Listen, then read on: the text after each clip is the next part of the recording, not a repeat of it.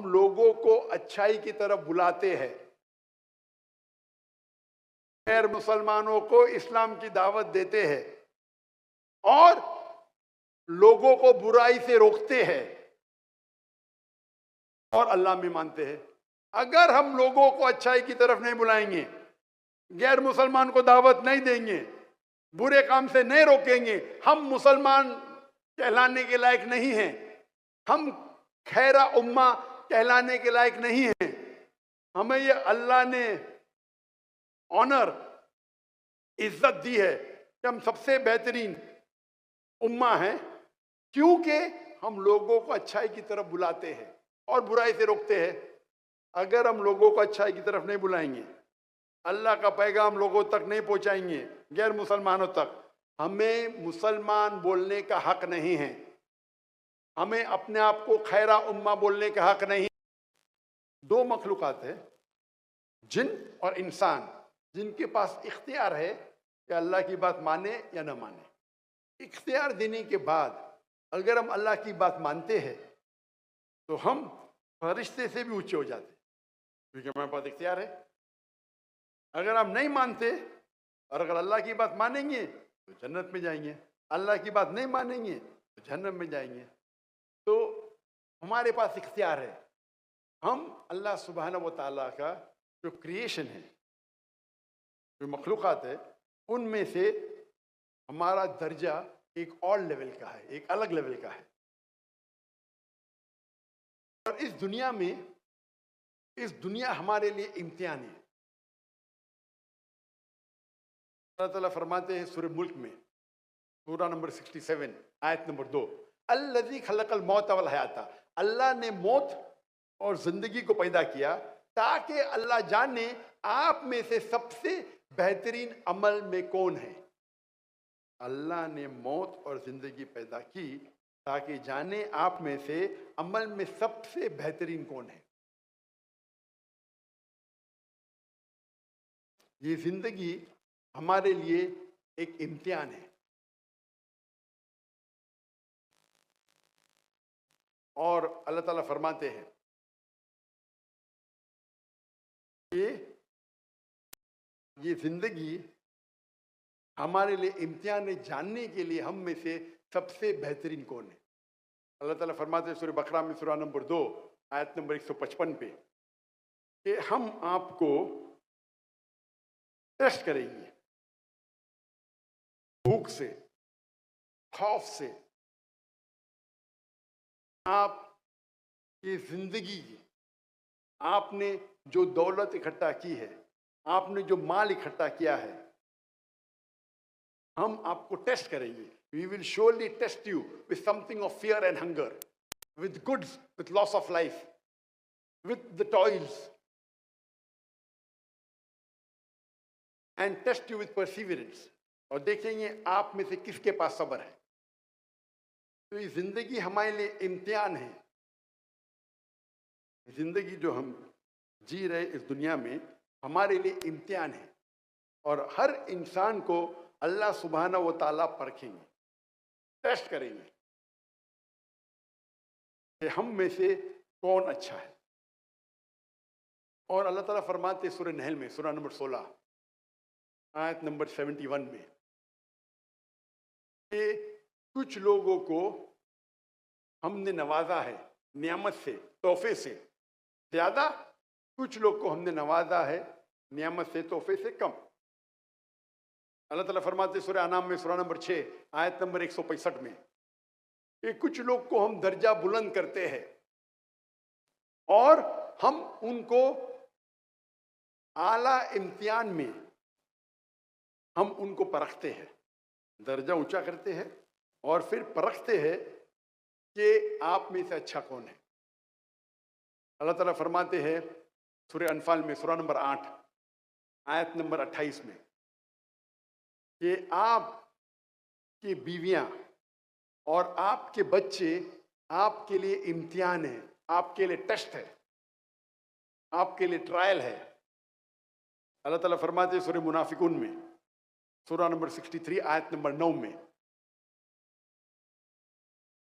कि आप आपकी बीवियां और आपके बच्चे इम्तिहान हैं, और संभल के रहना, आप अल्लाह की इबादत से दूर न हो, अल्लाह के जिक्र, अल्लाह को याद करने से दूर न हटना।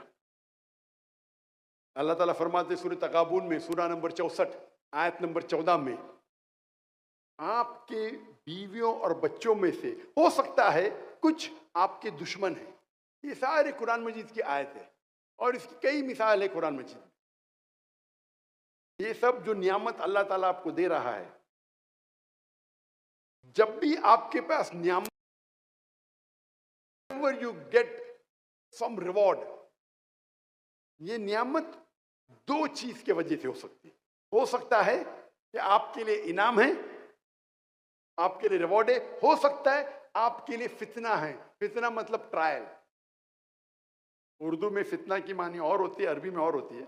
अरबी में फितना की मानी होती है इम्तिहान। तो जब भी आपके ऊपर नियामत अल्लाह ताला बरसाता है, हो सकता है कि आपके लिए इनाम हो सकता है आपके लिए इम्तिहान हो, और जितना बड़ा इम्तिहान उतना बड़ा रिवॉर्ड है।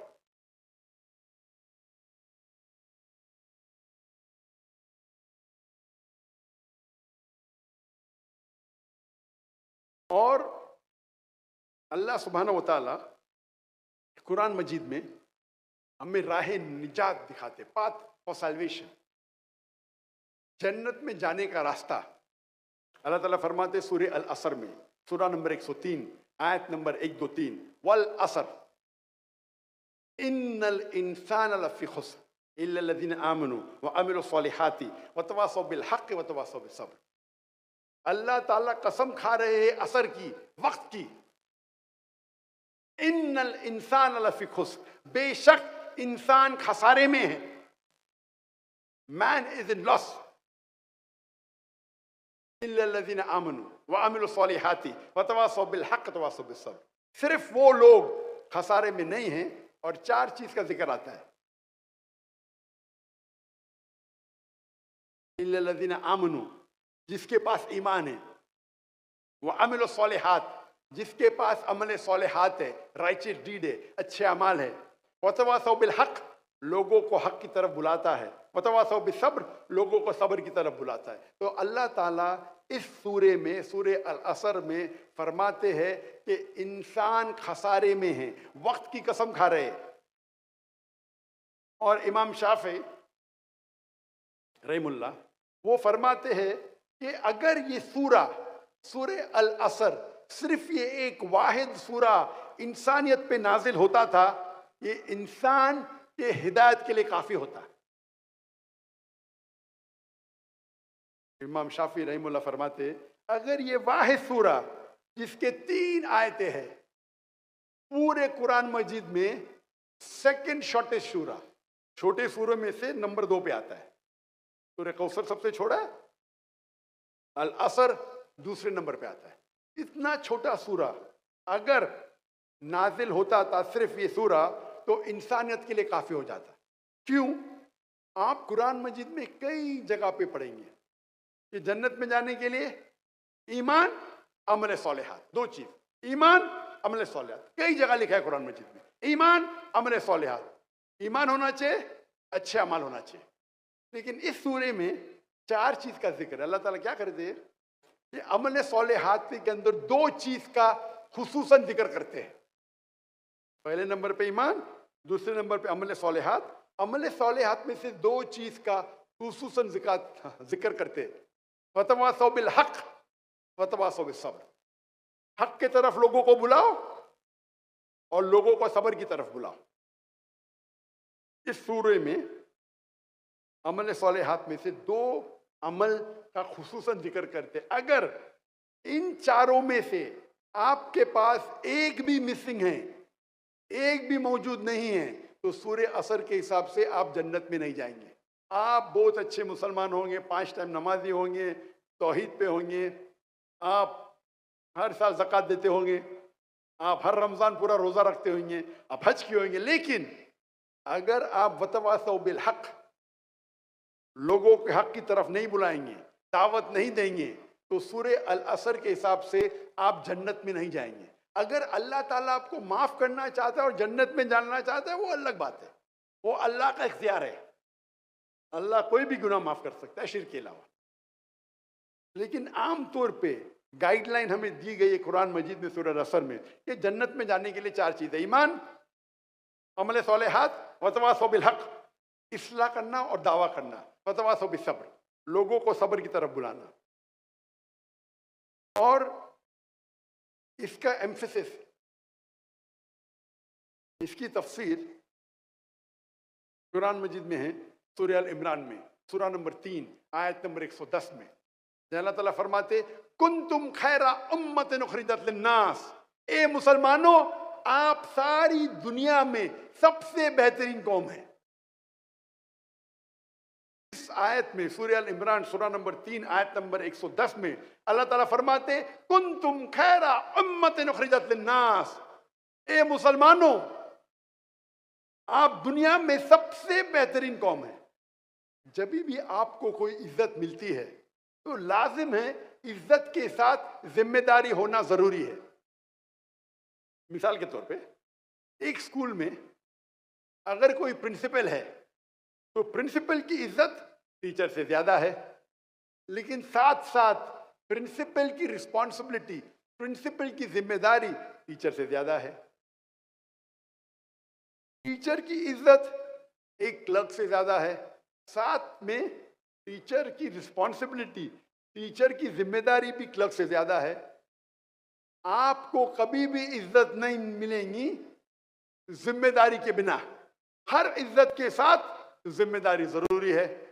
इस आयत में अल्लाह ताला फरमाते हैं, हम मुसलमानों को इतनी बड़ी इज्जत दे रहे, कुंतुम खैरा उम्मतिन उखरिजत लिन्नास, ए मुसलमानों आप सारी दुनिया में सबसे बेहतरीन उम्मत है। क्या हमारे पास कोई जिम्मेदारी नहीं? इसका जवाब इसी आयत में अल्लाह ताला फरमाते, तामुरूना बिल मारूफ व तनहौना अनिल मुनकर व तुमिनूना बिल्लाह, क्योंकि आप लोगों को अच्छाई की तरफ बुलाते हैं और बुराई से रोकते हैं और अल्लाह में मानते हैं। अल्लाह सुब्हानहू व तआला हम मुसलमानों को कह रहे हैं हम सबसे बेहतरीन उम्मत है। क्यों? हम लोगों को अच्छाई की तरफ बुलाते हैं, गैर मुसलमानों को इस्लाम की दावत देते हैं और लोगों को बुराई से रोकते हैं और अल्लाह में मानते हैं। अगर हम लोगों को अच्छाई की तरफ नहीं बुलाएंगे, गैर मुसलमान को दावत नहीं देंगे, बुरे काम से नहीं रोकेंगे, हम मुसलमान कहलाने के लायक नहीं हैं, हम खैरा उम्मा कहलाने के लायक नहीं हैं। हमें ये अल्लाह ने ऑनर, इज्जत दी है कि हम सबसे बेहतरीन उम्मा हैं, क्योंकि हम लोगों को अच्छाई की तरफ बुलाते हैं और बुराई से रोकते हैं। अगर हम लोगों को अच्छाई की तरफ नहीं बुलाएंगे, अल्लाह का पैगाम लोगों तक नहीं पहुंचाएंगे, गैर मुसलमानों तक, हमें मुसलमान बोलने का हक नहीं है, हमें अपने आप को खैरा उम्मा बोलने का हक नहीं है।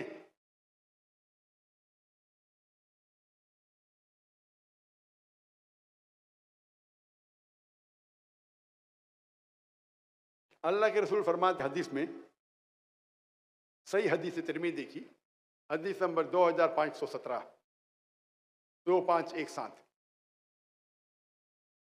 एक साहबा अल्लाह के रसूल के पास आके कहते हैं कि मैं मेरे ऊंट को बांधूं और फिर अल्लाह पे तवक्कुल करूं, क्या ऊंट को छोड़ दूं और फिर अल्लाह पे तवक्कुल करूं? अल्लाह के नबी मोहम्मद सल्लल्लाहु अलैहि वसल्लम फरमाते, ऊंट को बांधो और अल्लाह पे तवक्कुल करो, tie your camel and then trust in God। हिदायत मिलती है हमको मोहम्मद सल्लल्लाहु अलैहि वसल्लम के जरिए सही हदीस में, तिरमिज़ी की हदीस नंबर 2517, ऊंट को बांधो और फिर अल्लाह पे तवक्कुल करो। मतलब अल्लाह पे तवक्कुल करो लेकिन ऊंट बांधना जरूरी है। उसका मतलब अल्लाह ताला फरमा रहे, आखिरी नबी के जरिए मोहम्मद सल्लल्लाहु अलैहि वसल्लम के जरिए में हिदायत दे रहे कि अल्लाह पे तवक्कुल करो, ऊंट को बांधो मतलब प्लानिंग करो, ऐसा इन्हें हवा में छोड़ दो। तो हमें प्लानिंग करना जरूरी है, गोल बनाना जरूरी है। अगर हम प्लानिंग नहीं करेंगे, हम गोल पे तवज्जो नहीं देंगे, तो हम आखिरी नबी सल्लल्लाहु अलैहि वसल्लम के हिदायत पे अमल नहीं करते।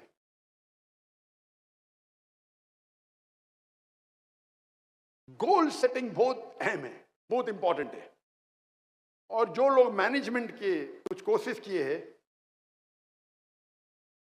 तो जानते होंगे गोल सेटिंग का एक्रोनियम है स्मार्ट, SMART। जो लोग मैनेजमेंट के कोर्सेज किए होंगे उसे कहते गोल सेटिंग स्मार्ट, SMART। लेकिन मैं खुद एक नया एक्रोनिम मैं मेरे मुसलमान भाई और बहनों से कहना चाहता हूं, आप इस्तेमाल कीजिए एक्रोनियम इस्लामिक, ISLAMIC।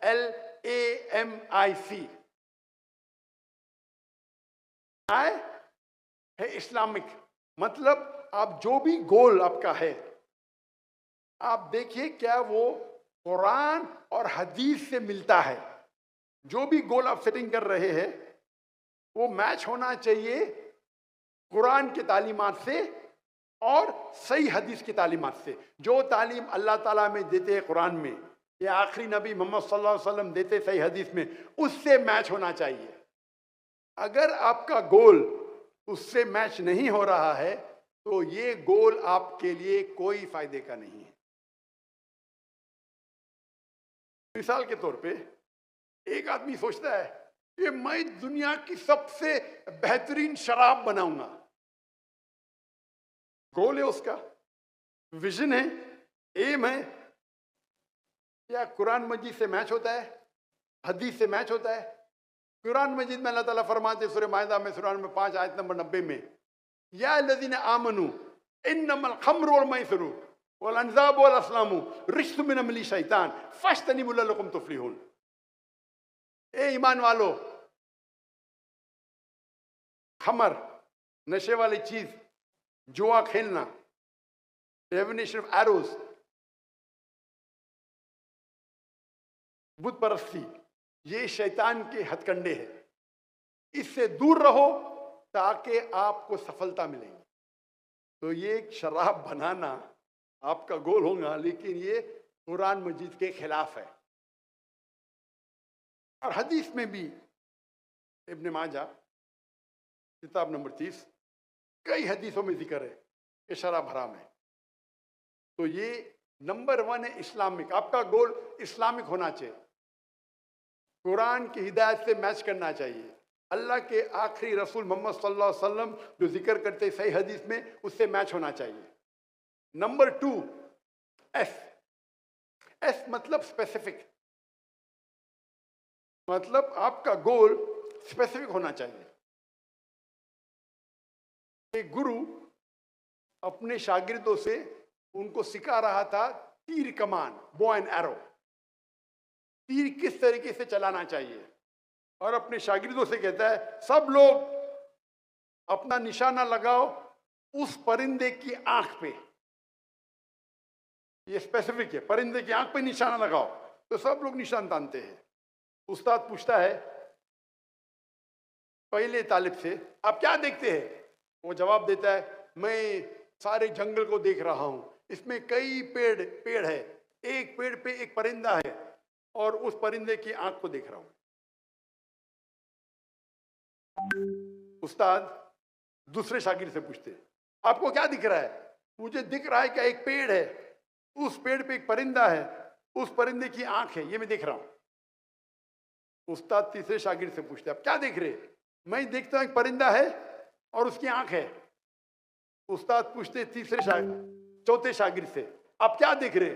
उस्ताद मैं सिर्फ परिंदे की आंख को देख रहा हूं और कुछ नहीं दिख रहा मुझे। उस्ताद कहते तीर को छोड़ो, तीर छोड़ते और बराबर जाके आंख पे लगती है।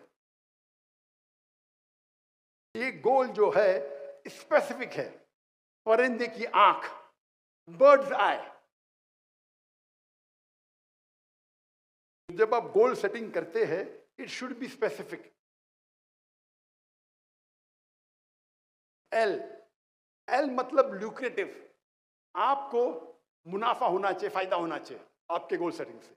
और सबसे बेहतरीन फायदा अल्लाह ताला फरमाते सूरह बकरा में सूरह नंबर 2 आयत नंबर 201 में, रब्बना आतिना फिद दुनिया हसनतन व फिल आखिरति अज़ाबन नार, कि अल्लाह ताला से दुआ करते कि हमें इस दुनिया में सबसे बेहतरीन चीज मिले और हसनात मिले आखिरत में, और हमें जहन्नम से निजात मिले। तो इस दुआ में हम दोनों चीज मांग रहे, दुनिया और आखिरत। लेकिन अगर तवज्जो देंगे तो इस दुआ में दुनिया के बारे में एक चीज है और आखिरत के बारे में दो चीज। रब्बना आतीना फिद दुनिया, हम अल्लाह से दुआ करते हैं कि इस दुनिया में हमें अच्छी चीज दे। रब्बना आतिना फिद दुनिया हसनतन व फिल आखिरति हसनतन, और आखिरत में अच्छी चीजें दे, और हमको जहन्नम से, जहन्नम की आग से निजात दे। तो आखिरत की चीज एक तिया है, दुनिया की चीज एक तिया है, और अने दुनिया में अच्छी चीज दे और आखिरत में अच्छी चीज दे, और आखिरत दूसरी दुनिया के जहन्नम की आग से हमें पनाह दे। तो आखिरत के बारे में दो चीजें हैं। तो एक तिया हिस्सा दुनिया है, दो तिया हिस्सा आखिरत है। तो कई स्कॉलर्स आलिम दीन कहते हैं दुआ मांगो, दुनिया और आखिरत के दोनों मांगो, लेकिन आखिरत के लिए ज्यादा मांगो। कुछ उल्मा कहते हैं, आलिम दीन कहते हैं मांगो तो मिनिमम दो तिया हिस्सा, 2/3 आखिरत के लिए होना चाहिए। और अल्लाह ताला फरमाते सूरह हूद में सूरह नंबर 11 में, आप अगर दुनिया मांगेंगे अल्लाह दुनिया देगा, लेकिन आखिरत के लिए आपके पास कोई हिस्सा नहीं है। आप आखिरत मानेंगे अल्लाह आपको आखिरत भी देगा और दुनिया भी देगा। लुक्रेटिव प्रॉफिट होना चाहिए, देखो, लेकिन आपका प्रॉफिट आखिरत की तरफ ज्यादा होना चाहिए, क्योंकि आखिरत आपकी जिंदगी लंबी है। अल्लाह के रसूल फरमाते इस दुनिया में इंसान एक ट्रैवलर है, एक मुसाफिर है। अभी मैं मुसाफिर हूं पाकिस्तान में, तो क्या मैं मकान खरीदूंगा?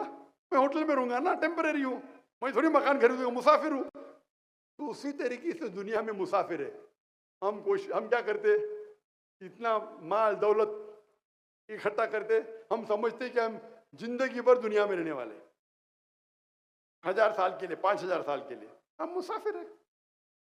तो आपकी तवज्जो आपके गोल में ज्यादा होना चाहिए आखिरत पे, दुनिया पे हो सकती है लेकिन कम, ल्यूक्रेटिव, प्रॉफिटेबल। आखिरत ज्यादा, दुनिया भी होना चाहिए, नो प्रॉब्लम। सिर्फ आखिरत है तो सोने पे सुहागा, सिर्फ आखिरत है तो सोने पे सुहागा। आखिरत तो मिलेंगी, अल्लाह आपको दुनिया भी देगा। एप्ट एंड अप्रोप्रिएट, मतलब आपका गोल सही होना चाहिए, अप्रोप्रिएट होना चाहिए। ये जो स्मार्ट मैंने कहा, SMART, यहाँ ए मतलब अचीवेबल, जो मैं नहीं मानता हूं। हमारे मैनेजमेंट के गुरु कहते गोल होना चाहिए अचीवेबल। अचीवेबल मतलब आप उस गोल को हासिल कर सकते, इसमें मानता नहीं हूं। अल्लाह की मदद होगी तो many things which you think is not achievable is achievable. जो आप समझते हैं आपको हासिल नहीं हो सकती, अल्लाह की मदद होगी तो हासिल हो सकती। अल्लाह ताला फरमाते हैं सूरह इमरान में सूरह नंबर 3 आयत नंबर 160 में, अगर अल्लाह आपके साथ है तो कोई भी आपको हरा नहीं सकता है, अल्लाह आपको छोड़ देंगे तो कोई भी आपकी मदद नहीं कर सकता है। ए मोमिनो, अल्लाह पे भरोसा करो। तो अल्लाह की मदद आपके साथ है तो आपके लिए सारे गोल आसान है। तो ये अचीवेबल जो है, हमारे मैनेजमेंट गुरु कहते मैं इसमें नहीं मानता, मैं कहता हूं अप्रोप्रिएट होना चाहिए। M means measurable. आपका जो गोल है उसको आप नाप सकते हैं, मेजर कर सकते हैं। अगर वो गोल मेजरेबल नहीं है तो गोल आपका बेबुनियाद है। मिसाल के तौर पे कोई शख्स कहेगा कि मुझे दुनिया की सबसे ऊंची इमारत बनाना है। गोल तो है ऊंची इमारत, मेजरेबल है, नाप सकते क्या नहीं? आप तय की करेंगे दुनिया की सबसे ऊंची इमारत कौन सी है? बुर्ज खलीफा। उसका हाइट क्या है?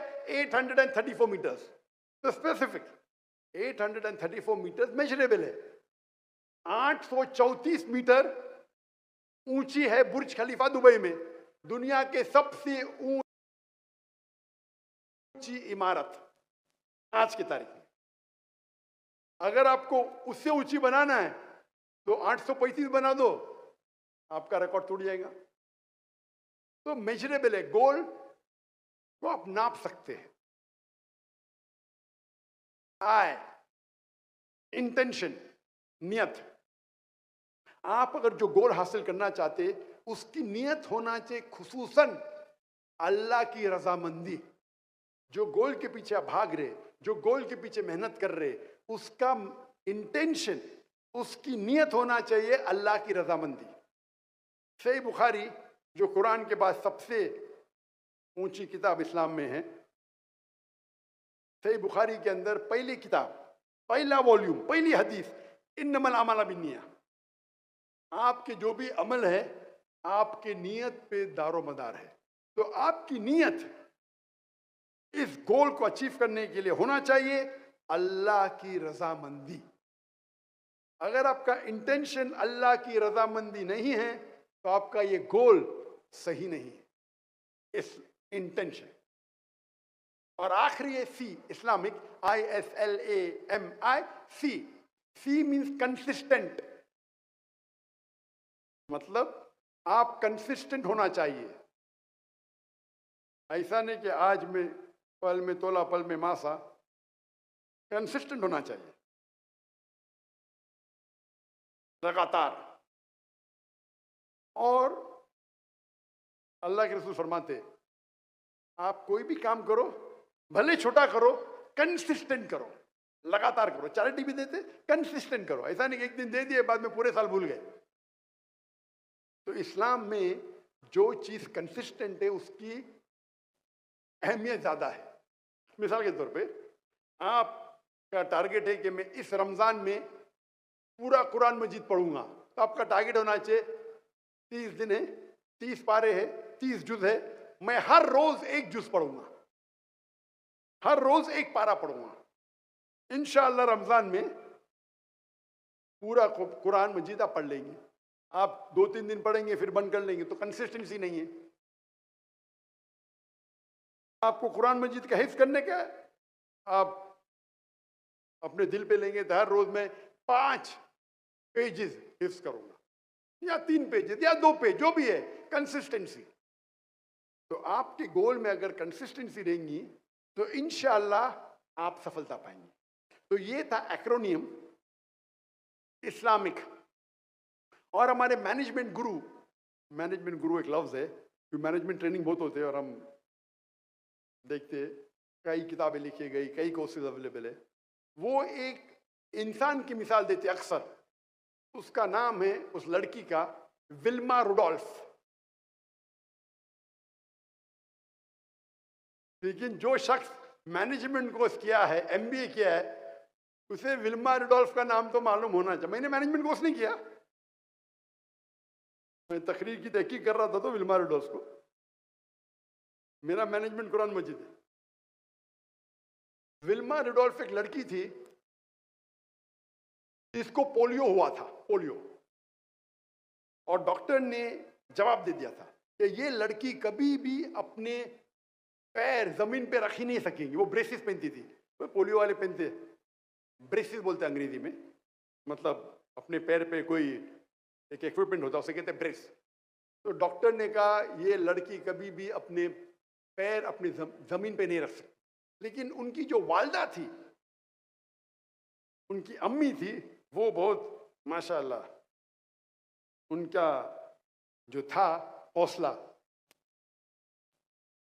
उनकी वालदा ने विल्मा से कहा बेटी आप जो सोचना चाहे सोचो, आप कर पाएंगे। तो विल्मा बोलती है कि मैं चाहती हूं कि मैं दुनिया की सबसे फास्टेस्ट लड़की बनूं भागने के रेस में। सोच सकते चल नहीं सकती है, और वो बोलती है मुझे दुनिया की, चल नहीं सकती और बोली भागेंगी तो भी समझेंगे, दुनिया की सबसे तेज भागने वाली औरत बनना चाहती हूं। ये मैनेजमेंट गुरु मिसाल देते हैं, लेकिन उनका जो ये है अचीवेबल, तो अचीवेबल तो है नहीं ना।